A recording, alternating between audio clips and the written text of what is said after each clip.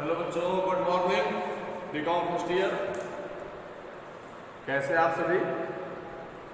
आज एक बार पुनः ऑनलाइन क्लास में आपका स्वागत है।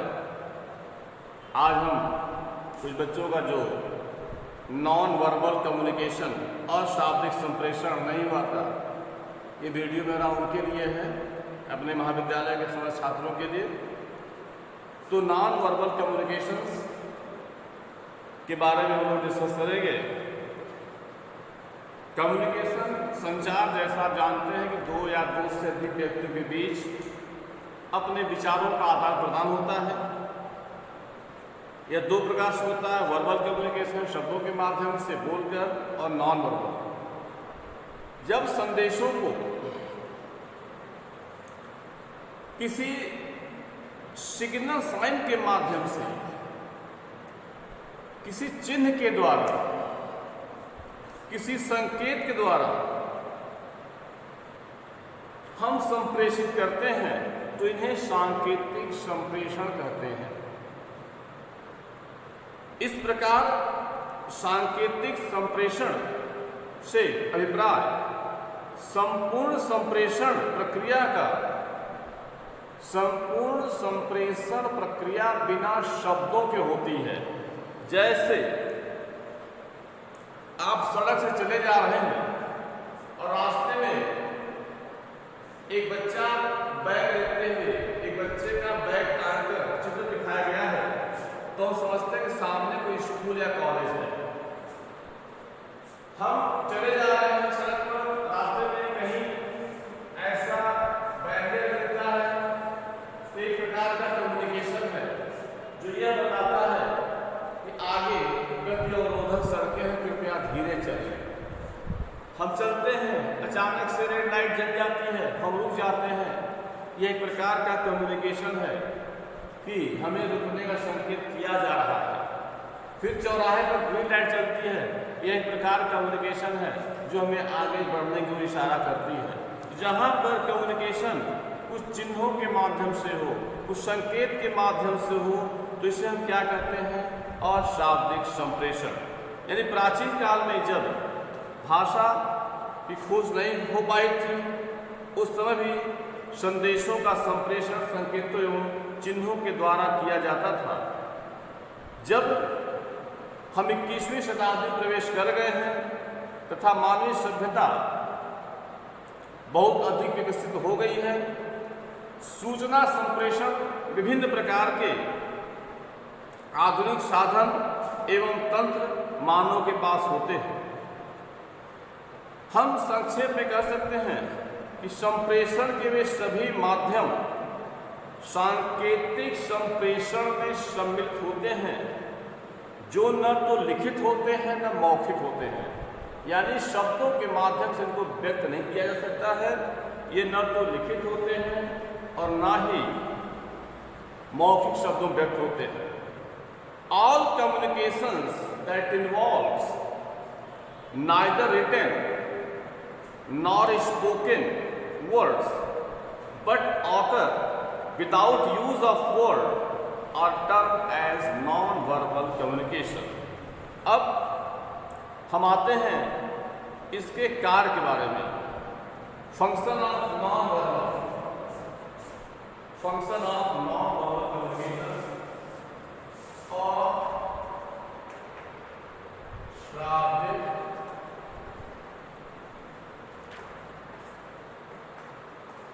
संप्रेषण के कार्य। पहला कार्य है सूचना प्रदान करना। फर्स्ट वर्ड है इसका सूचना प्रदान करना, प्रोवाइड इंफॉर्मेशन। सांकेतिक संचार में विभिन्न व्यक्ति अपनी बात सांकेतिक भाषा अथवा संकेतों के द्वारा ही दूसरों को पहुंचाते हैं। जैसे यदि आप किसी को नहीं कहना चाहते हैं तो मुंह से नहीं बोलना है, आप गर्दन हिला देते हैं अगल बगल कि नहीं, या किसी को हाँ कहना होता है तो आप गर्दन सीधे हिलाते हैं, इस प्रकार से कि हाँ यह क्या है, आपका उत्तर स्पष्ट कर दिया। इनकार की मुद्रा में गर्दन को अगल बगल हिलाते हैं और हाँ की मुद्रा में गर्दन को सीधे हिलाते हैं, जो हमें स्पष्ट समझ में आता है। दूसरा, भावनाओं को व्यक्त करना, टू एक्सप्रेस फीलिंग।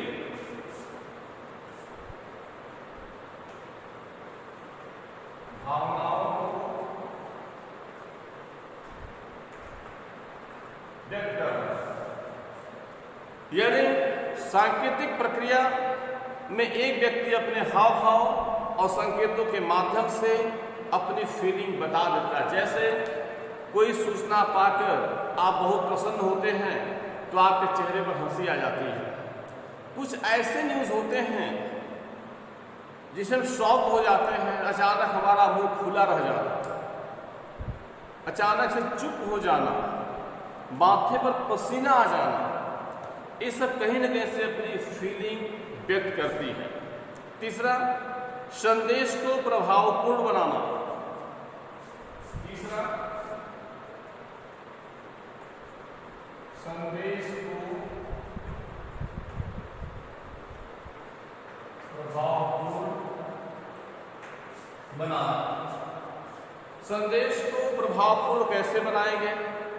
संदेश को प्रेषित करते समय यदि सांकेतिक पक्ष का प्रयोग किया जाता है तो प्रभावशाली बन जाता है। जैसे आंखों में आंख डालकर जब कोई संचार किया जाता है तब वह अधिक प्रभावशाली होता है। इसी प्रकार शरीर में कुछ अन्य क्रियाएं होती हैं।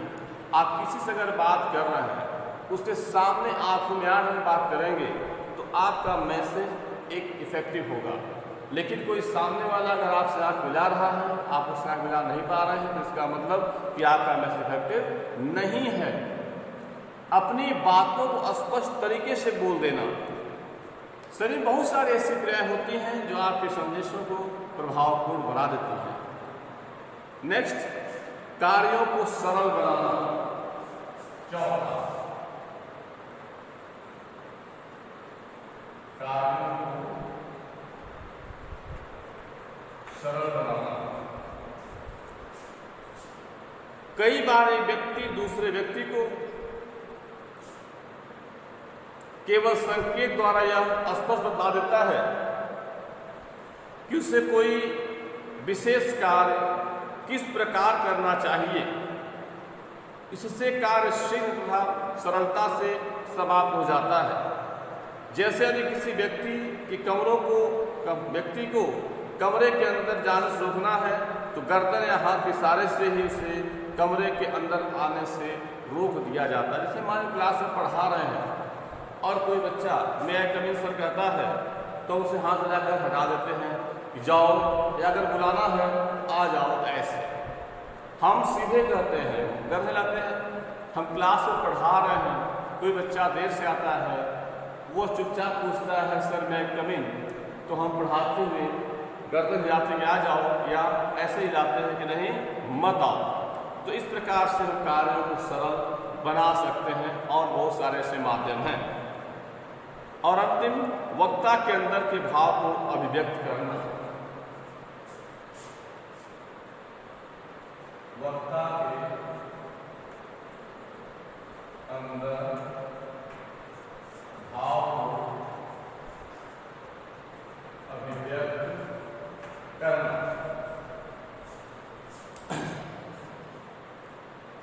जो संचार प्रेषित करते समय एक वक्ता के अंदर क्या हलचल या क्या प्रतिक्रिया चल रही है, उसकी स्पष्ट झलक उसके चेहरे पर प्रकट हो जाती है। यदि वह आत्मविश्वास है तो चेहरा प्रसन्न रहता है, वह घबराया हुआ है तो भी उसके चेहरे से पता लगा सकते हैं कि वह घबराया हुआ है या वो हर्षित है, पुलकित है। ये देख कर पता लगा सकते हैं कि संप्रेषण का असर उसके ऊपर कैसा हो रहा है। इसी तरीके से और अगर देखा जाए तो कहीं न कहीं से कार्य क्षमता में वृद्धि भी होती है। एक और दूसरा कार्य है, हम कार्य क्षमता में वृद्धि। यह इसकी कार्य है कि हम कैसे अपने कार्य को बढ़ा सकते हैं। संकेतों के द्वारा संदेश प्रेषित करके बहुत से अधिक विचार को हम शोध विचार तो नहीं कर सकते, लेकिन बहुत से संदेश ऐसे हैं जो थोड़े समय के लिए प्रेषित किए जाते हैं। संदेश प्राप्तकर्ता भी संदेश देने वाले के अभिप्राय को शीघ्र समझ लेता है और उसका उत्तर वह तुरंत देता है। जैसे अगर किसी बच्चे क्लास में बुला रहे हैं, आ जाता है, नहीं तो मना कर चला जाता है वो। और यह संदेश कहीं न कहीं से एक प्रकार से विश्वसनीय भी है, क्योंकि इसमें जो रिएक्शन होता है, रिजल्ट तुरंत मिल जाता है। इसमें किसी की सलाह मशवरे की आवश्यकता नहीं पड़ती है। अगर कोई बच्चे से क्लास पर बच्चे के नहीं आना है, वो समझ लेता है, अब वो क्या करे इसका मतलब ये नहीं है।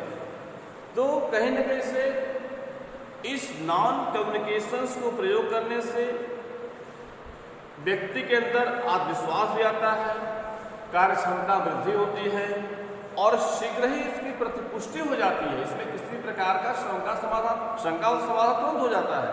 इसलिए कार्यों को सरल बनाने के लिए हम सांकेतिक संचार का ही प्रयोग करना चाहिए।